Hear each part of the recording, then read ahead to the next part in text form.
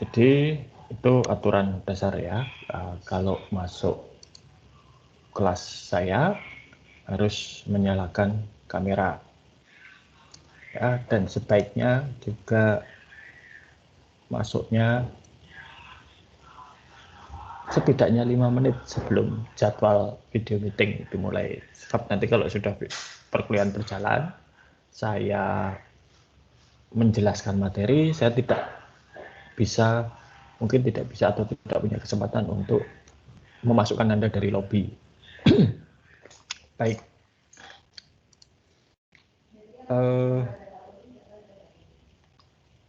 Nama saya Samyadi Sarosa. Yang selama 1 semester ke depan kita akan bersama-sama di kelas ekonomi sistem informasi. Ya.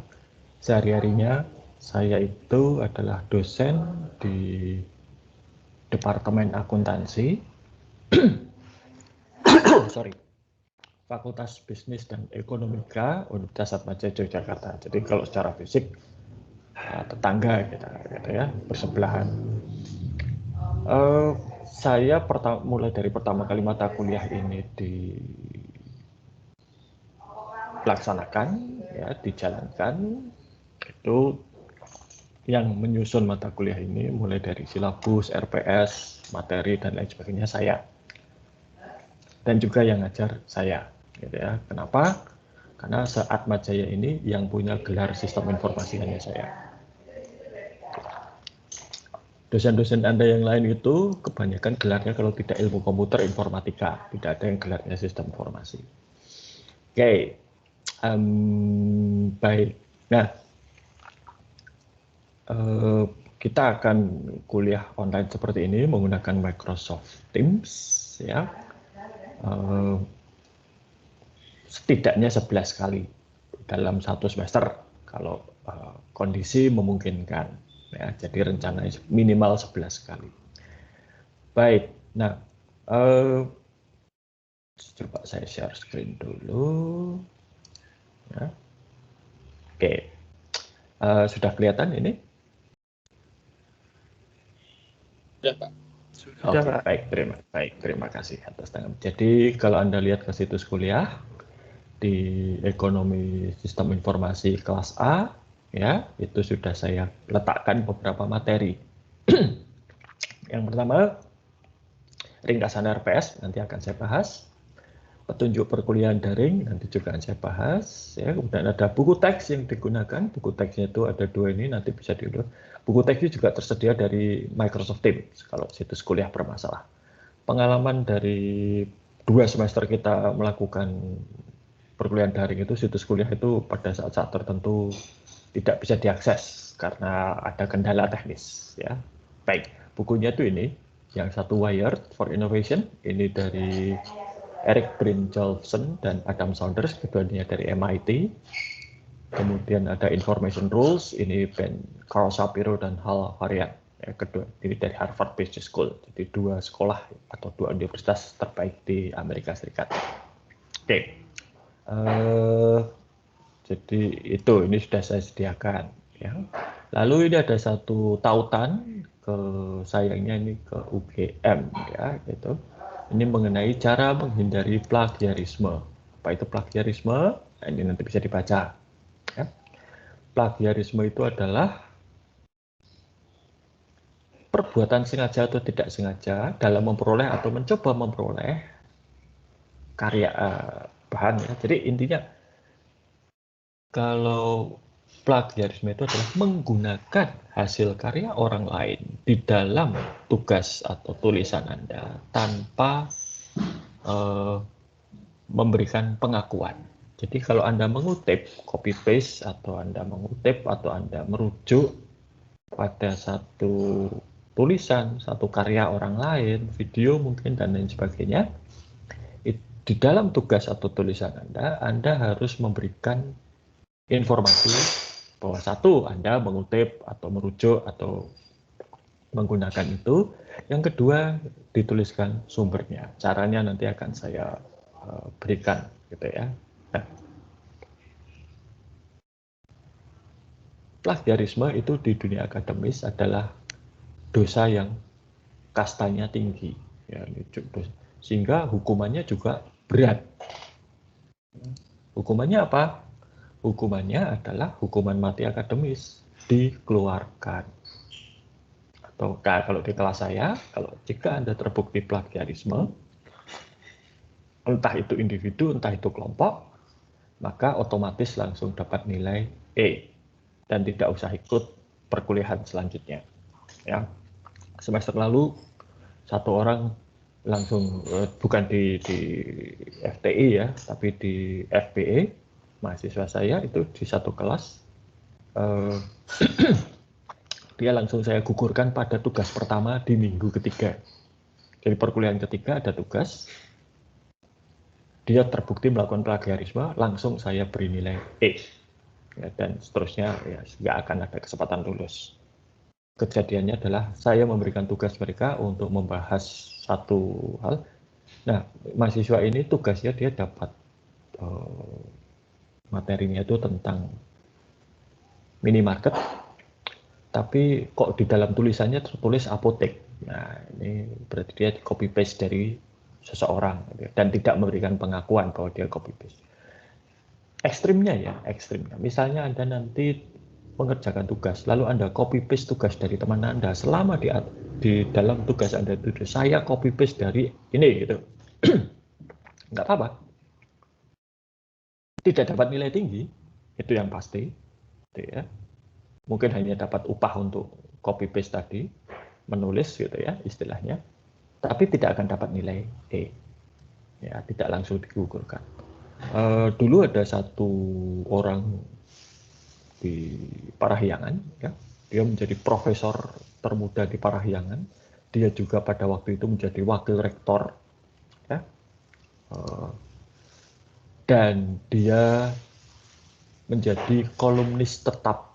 Dia punya kolom yang setiap minggu itu dia nulis di The Jakarta Post. Jakarta Post itu koran paling elit se-Indonesia yang berbahasa Inggris. Nah, suatu ketika tulisannya di Jakarta Post diprotes orang. Loh, itu kan dia mengambil atau ya istilahnya meniru tulisannya siapa. Dan ternyata terbukti benar. Si profesor ini memang mengambil tulisan orang lain dan dipakai di dalam tulisannya di Jakarta Post, tetapi tidak mengakui bahwa itu atau tidak menuliskan bahwa itu diambil dari karya orang lain. Dampaknya bagaimana? Dia langsung dicopot dari jabatannya sebagai wakil rektor dan seingat saya dia dipaksa mengundurkan diri. Ya, tidak dipecat tapi dipaksa mengundurkan diri. Ya, itu dan karirnya ya hilang sekarang. Padahal dia dulu itu profesor hubungan internasional yang cukup terkenal di Indonesia. Oke, jadi itu. Nah, beberapa aturan main mengenai perkuliahan saya. Satu, wajib menyalakan kamera. Itu pertama ya. Kedua, kecuali Anda diminta atau Anda akan bertanya, tolong mic-nya dimatikan. Ya, karena kita daring ya. Lokasi Anda macam-macam. Ada kemungkinan mungkin Anda tinggal di pinggir jalan raya negara, mungkin tinggal di pinggir jalan tol sehingga ada suara-suara lalu lintas, atau mungkin Anda pada saat kuliah di dekat Anda sedang ada aktivitas kerja bakti, itu bisa mengganggu dan gangguan suara lainnya, maka sebaiknya itu dimatikan mic-nya kecuali kalau Anda akan bertanya atau ditanya. Kemudian saya tidak, ini berlaku untuk kelas daring dan luring ya, jadi kalau kita kuliah fisik ini juga berlaku di kelas saya, itu tidak boleh boleh saya tidak peduli pada alas kaki dan busana. Jadi kalau Anda mau pakai kaos, Anda mau pakai singlet, tidak pakai baju ya terserah ya, tapi silahkan, itu tanggung jawab pribadi. Mau pakai baju renang ya tidak masalah. Sambil berselimut juga boleh gitu ya. Mau tiduran tidak masalah untuk saya, selama tidak mengganggu jalannya perkuliahan. Nah, kalau tadi saya minta Anda untuk masuk, sebenarnya kalau kuliahnya luring itu Anda boleh telat. Ya, misalnya 5 menit kuliah akan berakhir, lalu Anda baru datang, ya boleh-boleh saja, tidak masalah. Hanya masalahnya kalau secara daring begini, karena saya itu harus memasukkan Anda yang kalau Anda akan masuk ke video meeting ini harus nunggu di lobby dulu. Nah, kalau sedang menjelaskan kan saya tidak punya kesempatan untuk memasukkan orang ke lobby, dari lobby, jadi tidak bisa dilaksanakan. Tapi kalau ini kelasnya luring, udah boleh masuk kapan saja. Oke, itu mengenai, ini tadi ya, jadi di Corset ini maupun nanti di Microsoft Teams di sini ya, file-filenya itu kalau ada akan saya letakkan di sini di kelas material sini. Ya, semuanya sudah ada. Oke, sekarang kita lihat rencana perkuliahan kita. Ya, jadi ini kalau Anda akan menghubungi saya, ini nomor telepon di kantor. Sayangnya sekarang saya tidak ada di kampus, tidak di kantor, jadi nggak bisa dihubungi. Nah, Anda bisa menghubungi melalui email atau kalau akan konsultasi di luar jam kelas itu setiap Selasa 12.30, 14.30 melalui Microsoft Teams. Bisa chat, bisa janjian untuk video meeting. Kalau pengen video meeting atau audio call, kita harus janjian gitu ya. Tapi kalau chat bisa setiap saat. Ya. Oke. Lalu ini bukunya tadi ya sudah saya sampaikan. Lalu ini adalah rencana perkuliahan kita selama 1 semester. Ya, yang di sini itu ada topiknya, materinya. Yang di sini itu adalah sumber SV itu artinya Sapiro varian. Ya, PS itu Print Johnson Saunders.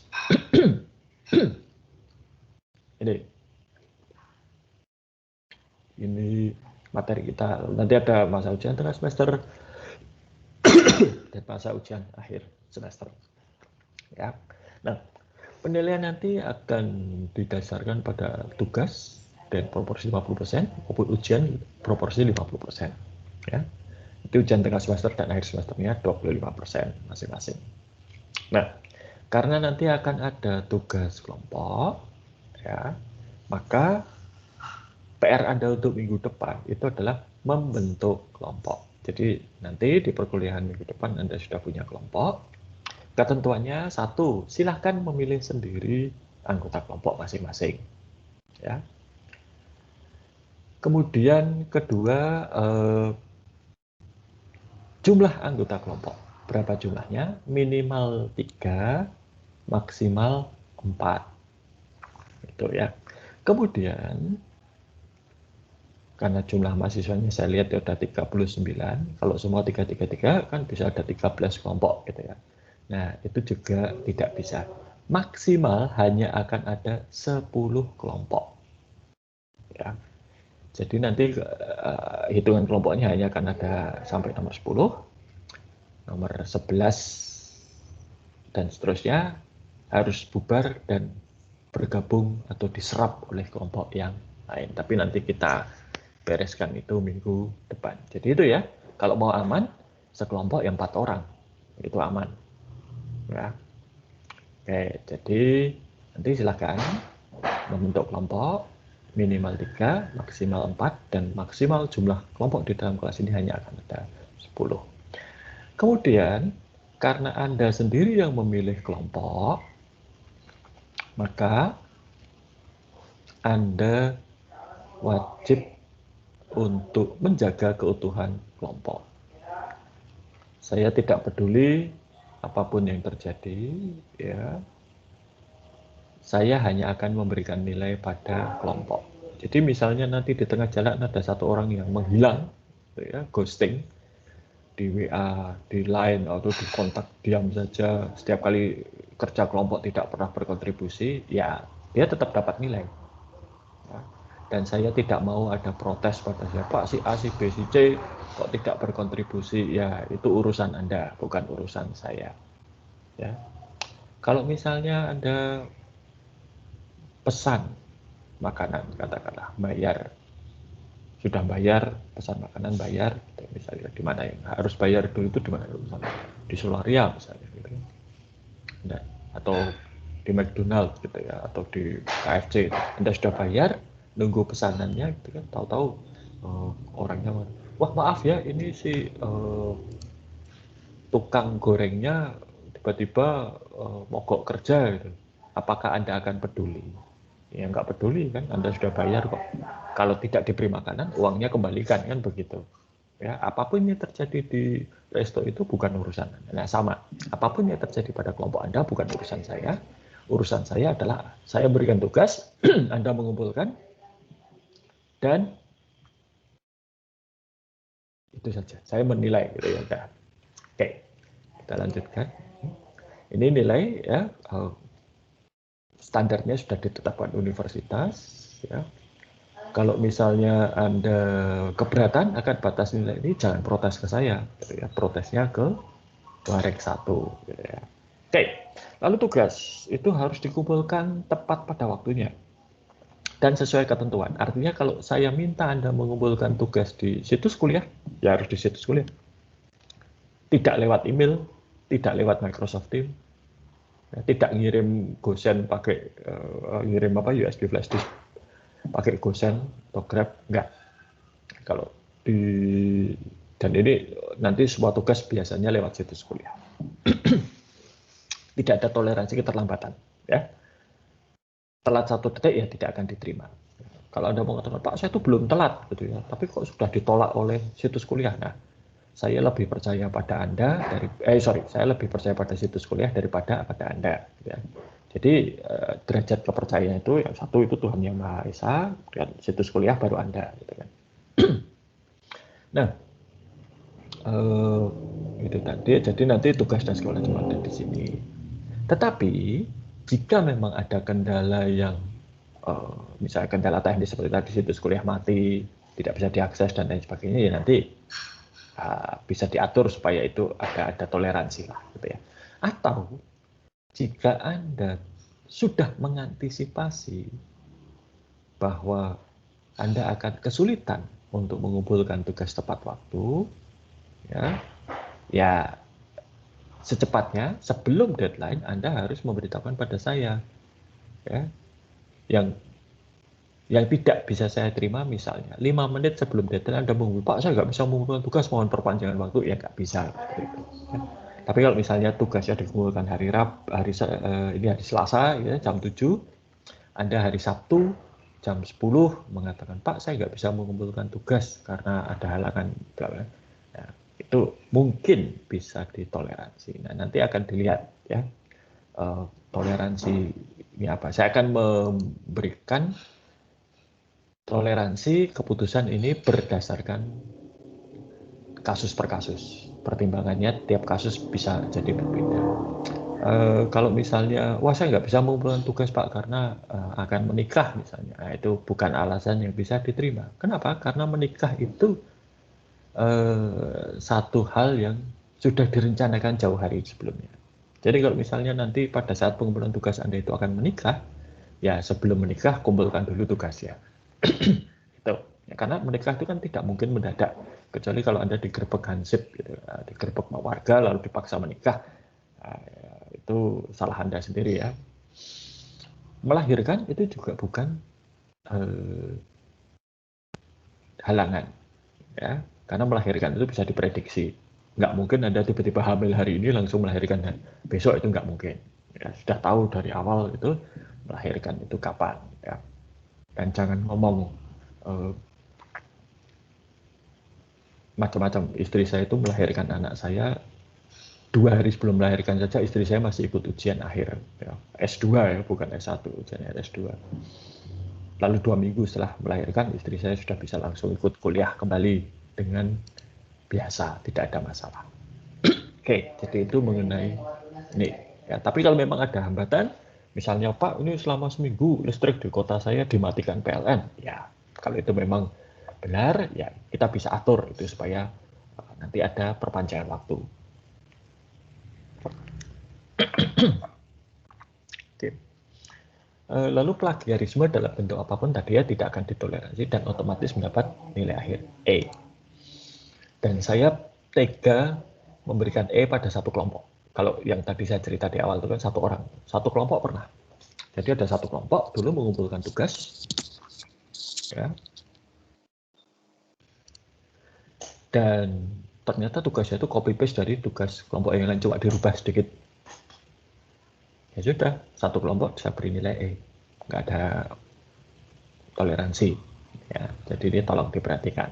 Oke, sudah ya. Ini ringkasan. Dan petunjuk perkuliahan daring biasa ya. Ini sebetulnya sudah dari universitas ada, hanya saya modifikasi sedikit untuk kepentingan kelas saya. Ya, jadi itu tadi sudah kita akan kuliah daring, ya, minimal 11 kali video meeting. Ya. Kemudian akan menggunakan Microsoft Teams kalau video meeting. Ya. Komunikasi perkuliahan, pengumuman pertanyaan tugas dan melalui situs kuliah, Microsoft Teams atau email resmi universitas. Jadi kalau Anda bertanya juga boleh kirim email ke saya. Tadi sudah ada ya email saya. Lewat Microsoft Teams juga ada.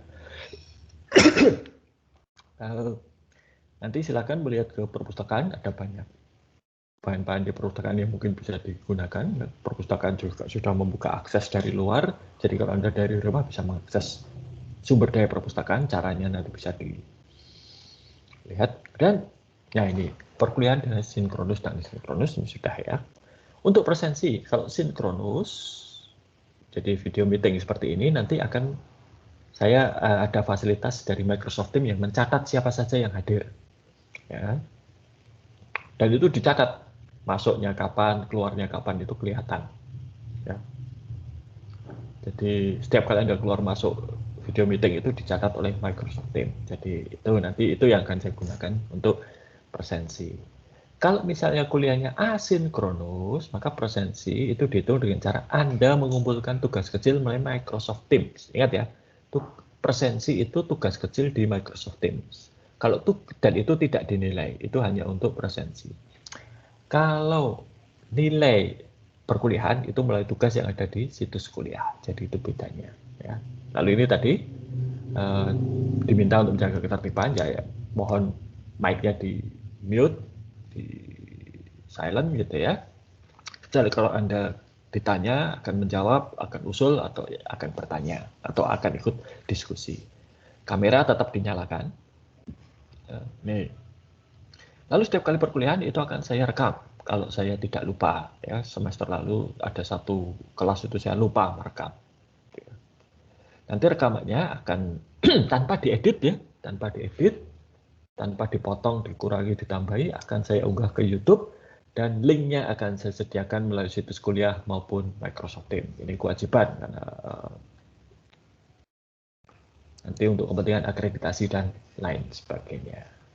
Oke, jadi itu petunjuk perkuliahan kita. Nah, sampai di sini dulu ada pertanyaan atau tidak mengenai tadi rencana perkuliahan kita selama 1 semester maupun juga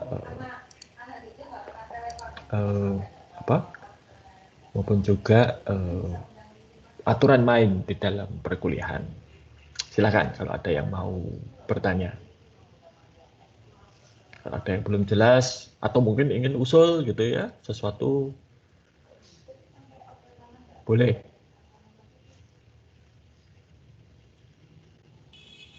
Pak, saya mau Ya, bertanya. silakan. Tadi kan kelompok yang dihitung cuma 1 sampai 10 ya, yang 11 ke atas lebur kan. Nah, itu Ya, cara betul. konfirmasi ke Bapaknya gimana? Nanti saya sediakan caranya di Microsoft Teams. Ya.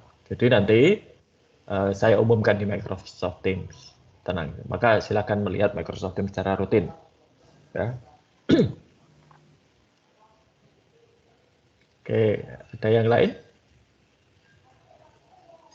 Kalaupun ternyata ada kelompok lebih dari 10, ya gitu kita bereskan minggu depan, ya pada saat perkuliahan.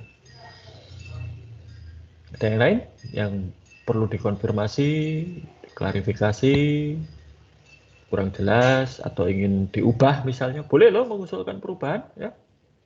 Pak, saya tidak setuju dengan aturan ini, sebaiknya diganti ini, gitu ya. Silakan, boleh usul, disetujui atau tidak itu lain lagi perkaranya, gitu ya. Nah, khusus untuk plagiarisme, ya, kalau Anda mau menjajal kesaktian saya boleh, ya. Saya itu sudah di bidang saya belajar sistem informasi, ngajar sistem informasi, meneliti di sistem informasi, publikasi di sistem informasi itu sudah 23 tahun. Ya. Jadi kalau mau menjajal boleh. Ya. Kalau misalnya Anda bisa lolos, ya, saya tidak tahu bahwa Anda melakukan plagiarisme, ya itu rezeki Anda. Kesalahan ada di saya. Tapi kalau ketahuan, ya itu tadi ya. Maling, koruptor, pencuri, penjahat itu kan kalau ketahuan. Ya, kalau tidak ketahuan ya namanya beruntung. Ya, itu. Jadi silakan kalau mau mencoba-coba kesaktian saya di dalam tulis menulis boleh ya. Saya tidak melarang. Anda sudah dewasa, saya hanya bisa memberikan rambu-rambu di dalam kelas ini. Kalau misalnya nanti Anda melanggar rambu-rambu itu ya boleh-boleh saja, ya, silahkan. Ya, tapi kalau tertangkap, dihukum ya jangan protes. Gitu ya. Sama kan seperti aturan lalu lintas. Ya. Batas kecepatan 60, Anda ngebut 120 ya nggak ada masalah kok. Selama tidak ada polisi, selama tidak ada kamera, selama tidak ada kecelakaan, ya selamat gitu kan. Tapi kalau ada kamera, lalu Anda terekam melebihi batas kecepatan, ditilang, ya jangan marah, gitu kan. Atau misalnya Anda tidak mematuhi aturan lalu lintas ditangkap polisi, ya jangan ngamuk-ngamuk, wong Anda salah kok, gitu kan. Maka saran saya, coba pahami aturan. Ini berlaku di semua situasi, tidak hanya di kelas ini. Jadi pahami aturan, gitu ya, cari ya, aturannya itu bagaimana, ada celahnya atau tidak. Kalau ada celahnya silahkan dimanfaatkan, kalau tidak ya nggak apa-apa. Gitu. Itu. Oke, kalau tidak ada pertanyaan, kita mulai saja perkuliahan kita dengan membahas materi pertama. Ya. Ini, kelihatan slide-nya? Sudah, Pak. Kelihatan?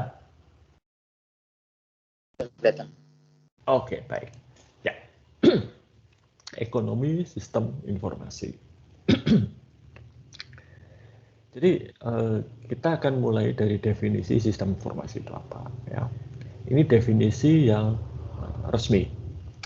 Jadi sistem informasi itu sebagai satu disiplin ilmu sudah, maksudnya ini disiplin ilmu yang usianya belum panjang, ya, tidak sepanjang informatika misalnya, tidak sepanjang ilmu komputer, tapi ya ini sudah diakui sebagai satu disiplin ilmu. Nah, buktinya ya Anda sekarang kuliah di program studi sistem informasi, gitu kan? Jadi ya sebagai disiplin ilmu ini sudah cukup baik. Nah, apa definisinya? Sistem informasi itu adalah satu studi akademis, gitu ya, mengenai sistem dengan referensi khusus pada informasi dan juga jaringan dari hardware, software. Nah, ini yang membedakan sistem informasi dengan informatika dan ilmu komputer itu adalah manusianya ini.